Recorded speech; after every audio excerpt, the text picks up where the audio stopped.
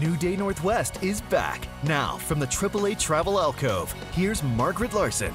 So welcome back. Here's a look out at the old Alaskan Way Viaduct. We can say it's old because the demolition has begun this morning. It should take about 6 months to get everything removed. This will vastly change Seattle's waterfront. So what does the new space look like, or at least what's it likely to look like? Here with details is Ryan Packer from the blog Urbanist. It's good to meet you. Thanks for coming in. Great to meet you as well. So you were just telling me they're taking this down by hand, 3-inch pieces at a time? Yep, that's the only way to do it since there are buildings literally within 6 inches of the viaduct structure. That is amazing, but they're still going to get it done in 6 months. That's my So let's talk about the new tunnel, or just maybe the big picture. So the viaduct's coming down.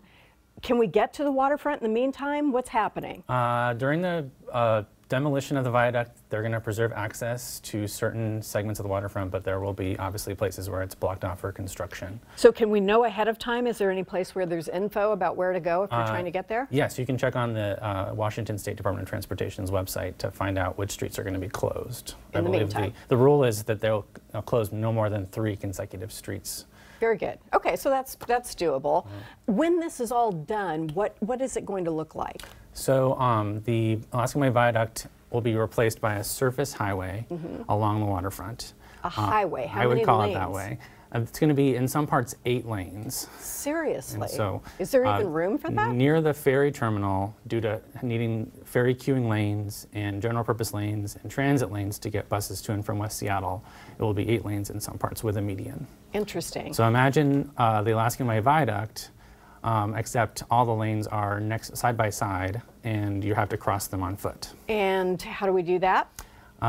It's going to be very tricky. Will there be pedestrian overpasses? Or no are you pedestrian overpasses planned. Oh. So imagine extra wide Mercer Street that you have to cross to get to and from the ferry terminal or the new waterfront park or the aquarium. One overpass will be installed at Pike Place Market as part of the Pike Place Market waterfront expansion in the aquarium.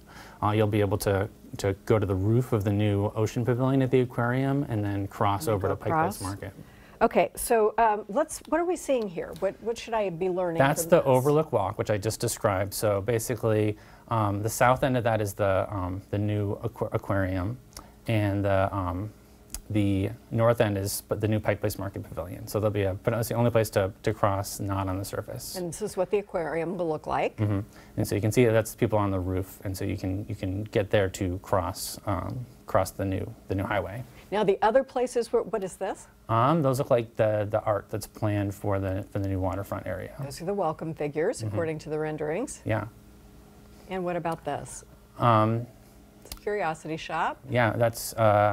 I'm not sure what that is. I'm sorry. It's more waterfront, I'm told. Yes. Renderings from that. Now the places where you're going to cross the street that are not the overpass, is there a crosswalk? What's the plan? Sure, there'll be a crosswalk. Like I said, a median in the middle where you can wait, like on Mercer Street. While you're hiking across several lanes. If you are someone with a mobility challenge, it doesn't move as fast as someone else in a wheelchair. Maybe you have to wait a couple cycles if the lights aren't timed that way. So well, hopefully they'll be well timed. We'll cross our fingers. So how is this going to change the way people interact with the waterfront? We're so used to what we're used to. Sure, and so obviously we're going to be building a huge waterfront park. It's going to be a great amenity that a lot of our civic leaders are very excited about, myself as well.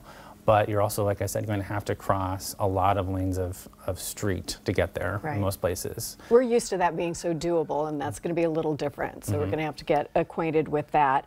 What about public transit and how it integrates with all of this? Yeah, and so the waterfront is going to have transit lanes, which is one of those 8 lanes that I mentioned.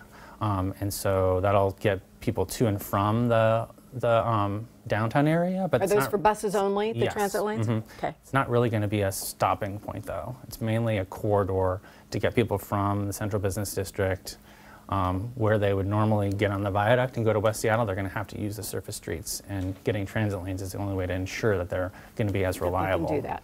What are your worries, if you have any, about how this is going to turn out? Well, we saw during the viaduct closure, the SR 99 full 3-week closure, that a lot of people found alternative routes and alternative to driving entirely.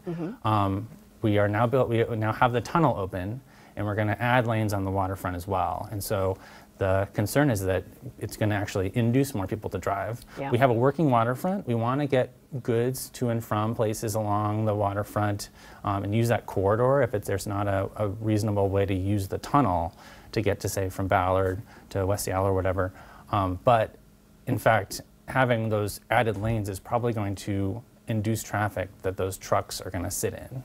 And conversely, what do you think are the best aspects of this revamped waterfront? Our new waterfront park is going to be a great amenity. It's going to be, I'd say, the envy of many cities.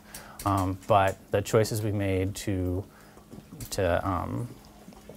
continue to prioritize vehicle traffic around the central downtown is going to kind of take that shine off the new waterfront park a little bit. But the new aquarium, the new overlook walk, and just the fact that you're going to be able to go to Pike Place Market and not have a huge elevated freeway next to you is already a great benefit. Interesting. Thank you so much. Thanks very much. Thanks for helping us keep an eye on this. Appreciate it. Up next, couples trivia. We're going to put a new twist on the old classic newlywed game, but without the newlyweds. Don't miss it.